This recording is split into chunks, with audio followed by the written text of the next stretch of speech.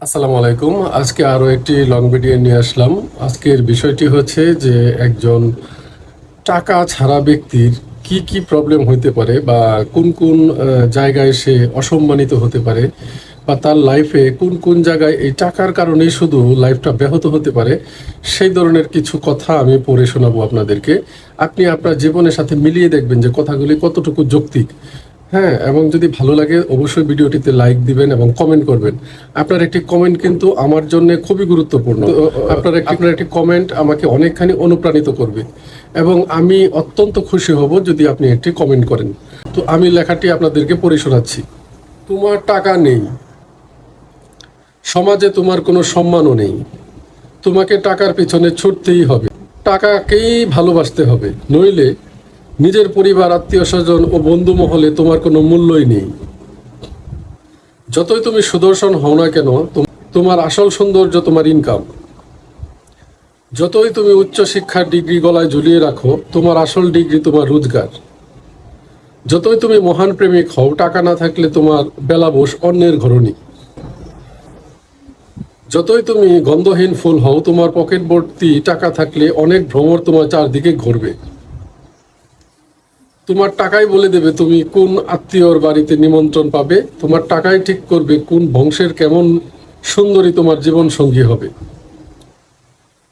তোমার টাকাই ঠিক করবে তোমার ছেলে মেয়ে কোথায় কতটা আদর আপ্যায়ন পাবে।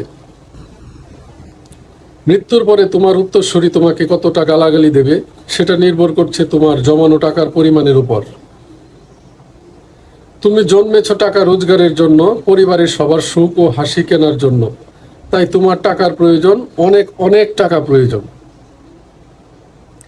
তোমার পরিশ্রম, তোমার ঘাম, তোমার রক্তের হিসাব কেউ রাখবে না, শুধু তোমার টাকার হিসেব রাখা হবে। তোমার আবেগ, তোমার খিদে, তোমার চাহিদা কেউ বুঝবে না, বুঝবে শুধু তোমার ব্যাংক ব্যালেন্স। টাকা থাকলে তুমি সবার নজরে মহাপুরুষ, আর টাকা না থাকলে তুমি কাপুরুষ।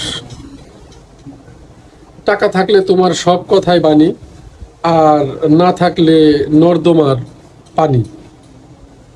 তাই তোমাকে টাকা জোগাড় করতে হবে, টাকা রোজগার করতে হবে, কারণ তুমি পুরুষ।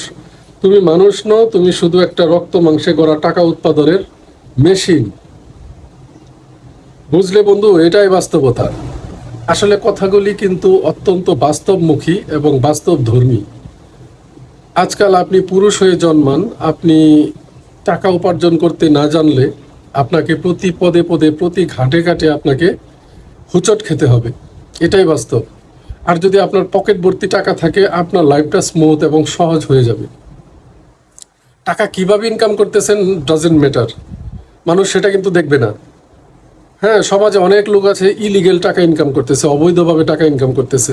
তার পরিবারের মুখে যে খাবারটা দিচ্ছে সেটা অবৈধ টাকার, তার পরিবারকে যে পোশাক আশাক কিনে দিচ্ছে সেটা অবৈধ টাকার, আত্মীয়র বাড়িতে যে ফল ফ্রুট নিয়ে যাচ্ছে সেটা অবৈধ টাকার, হজে যাচ্ছে অবৈধ টাকায়, উমরাতে যাচ্ছে অবৈধ টাকায়। বাট এটা কিন্তু কেউ দেখে না, তাকে সবাই অ্যাপ্রিসিয়েট করে, তাকে সবাই মূল্যায়ন করে, কারণ তার টাকা আছে। বন্ধুরা, এটাই কিন্তু বাস্তব। তো আমি কিন্তু আপনাদেরকে এনকারেজ করি না যে আপনারা ইলিগেলভাবে, অবৈধভাবে, অসৎভাবে টাকা উপার্জন করেন। নো, সৎভাবেও করা যায়, সেটাই চেষ্টা করুন। অর্থাৎ আমি যে বক্তব্যটা দিতে চাচ্ছি সেটা হচ্ছে, আপনাকে সৎভাবে অনেক টাকার মালিক হতে হবে। আপনি গরিব হয়ে জন্ম নিয়েছেন, এটা আপনার অপরাধ নয়, কিন্তু আপনি যদি গরিব হয়ে মারা যান সেটা কিন্তু আপনার অন্যায় হবে। কারণ আপনার যে পরবর্তী প্রজন্ম, তারা কিন্তু এই হিসাবটা রাখবে যে আপনার কি পরিমাণ অ্যাসেট অথবা কি পরিমাণ টাকা আপনি রেখে গেছেন। সুতরাং আপনি এখনই সচেতন হন। টাকা টাকা টাকা, সৎভাবে। ধন্যবাদ।